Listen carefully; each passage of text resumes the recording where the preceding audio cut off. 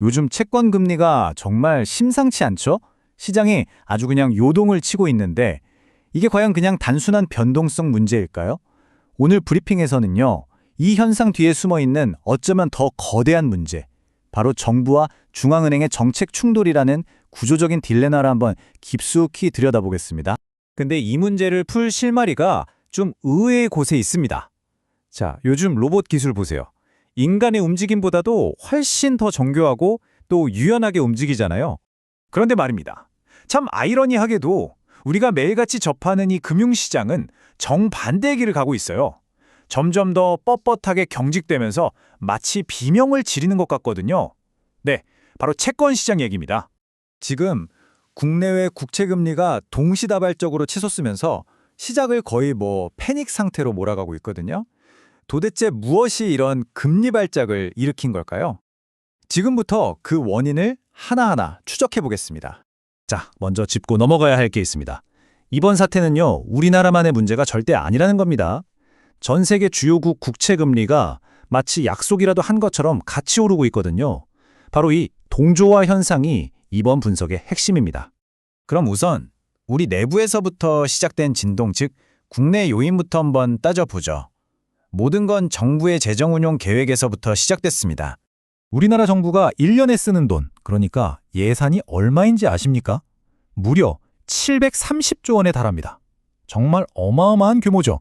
그런데 바로 이 막대한 돈을 어떻게 쓰느냐 하는 계획이 시장에 첫 번째 경고 신호를 보낸 겁니다. 정부가 이 돈의 4분의 3, 그러니까 75%를 상반기에 몰아서 쓰겠다고 발표를 했어요. 자, 생각해 보세요. 상반기에 돈을 그렇게 많이 쓰려면 그 돈을 어디서 구해와야 할까요? 당연히 국채를 더 많이 그리고 더 빨리 찍어내야 한다는 뜻입니다. 바로 이 지점에서 시장은 이거 국채 물량이 너무 많이 풀리는 거 아니야? 하는 부담을 느끼기 시작한 거죠. 네, 여기에 추가 경정 예산, 그러니까 추경 이야기까지 나오면서 말 그대로 불에 기름을 부은 격이 됐습니다. 국채 물량이 쏟아질 거라는 공포가 시장을 덮친 거죠. 하지만 여기서 중요한 게 있습니다. 솔직히 이 국내 문제만 가지고는 지금과 같은 금리 급등을 전부 설명하기는 좀 힘듭니다. 그렇다면 진짜 결정적인 한 방은 어디서 온 걸까요? 이제 시선을 밖으로, 해외로 돌려봐야 합니다. 최근 이 모든 글로벌 시장 혼란의 진원지, 바로 일본이었습니다. 당시 다카이치 총리가 선거를 통해서 대규모로 돈을 풀겠다, 즉 재정을 확대하겠다는 정치적인 신호를 시장에 보냈습니다. 이게 무슨 뜻이겠어요? 앞으로 일본 국채를 엄청나게 찍어낼 거란 얘기죠. 이 소식이 전해지자마자 일본 국채를 팔아치우려는 움직임이 폭발적으로 일어났습니다. 이게 바로 기폭제가 된 겁니다. 일본 장기 국채 금리가 수직으로 솟구치니까 그야말로 도미노가 쓰러지듯이 전 세계로 충격이 퍼져나갔습니다. 이 거대한 충격파가 글로벌 채권 시장 전체의 금리를 들어올렸고 당연히 우리 한국 시장도 그 압력을 피할 수가 없었죠. 아주 직접적이고 강력하게 말입니다. 자, 지금까지 국내외 요인들을 살펴봤는데요. 이제부터가 진짜 핵심입니다. 지금 우리가 목격하고 있는 이 현상의 본질, 그 뿌리를 파고 들어가 보겠습니다. 그건 바로 정부와 중앙은행이라는 두 거대한 힘이 서로 다른 방향으로 달려가고 있는 정책의 충돌 문제입니다. 지금 보시는 이 그림이 현재 상황을 가장 명확하게 보여줍니다. 한쪽에서는 정부가 확장재령이라는 이름으로 엑셀을 힘껏 밟고 있어요. 빚을 내서라도 돈을 풀어 경기를 살리겠다는 거죠. 그런데 다른 한쪽에서는 중앙은행이 치솟는 물가를 잡으려고 긴축이라는 브레이크를 꽉 밟아야만 하는 그런 상황인 겁니다. 한 차에 엑셀과 브레이크가 동시에 잡힌 꼴이죠. 여러분, 엑셀하고 브레이크를 동시에 밟으면 차가 어떻게 될까요?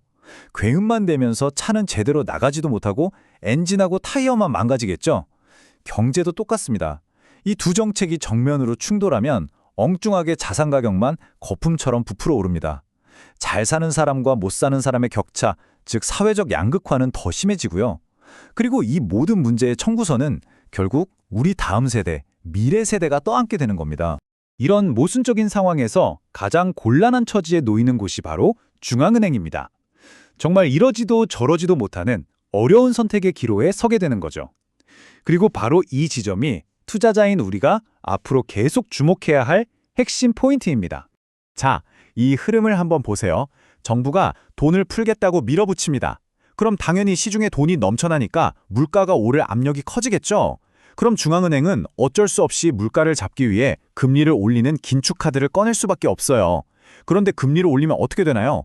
기업과 가게들의 이자 부담이 눈덩이처럼 불어나면서 결국 경제 성장 엔진 자체를 멈춰 세우게 되는 겁니다. 이건 피할 수 없는 수순이에요. 다시 한번 강조하지만 이건 우리나라만의 고민이 아닙니다. 지금 한국, 미국, 일본 할 것 없이 주요국 중앙은행들이 전부 똑같은 딜레마에 빠져 있어요. 바로 성장을 살릴 것이냐 아니면 물가를 잡을 것이냐 하는 이 외줄타기 같은 상황 말입니다. 둘 중 하나를 잡으려면 다른 하나는 놓아야만 하는 그런 제로섬 게임에 갇힌 거죠. 자, 그렇다면 이 복잡한 상황 속에서 투자자인 우리는 도대체 뭘 봐야 할까요? 결론은 생각보다 명확합니다. 앞으로 한동안 시장의 방향을 결정하는 키는 중앙은행이 아니라 정부의 재정정책, 즉 정부가 돈을 어떻게 쓰느냐에 달려 있을 겁니다. 이 거대한 정책 충돌의 시대에 그 어느 때보다도 보수적이고 철저한 리스크 관리가 우리의 최우선 과제가 되어야 하는 이유가 바로 여기에 있습니다.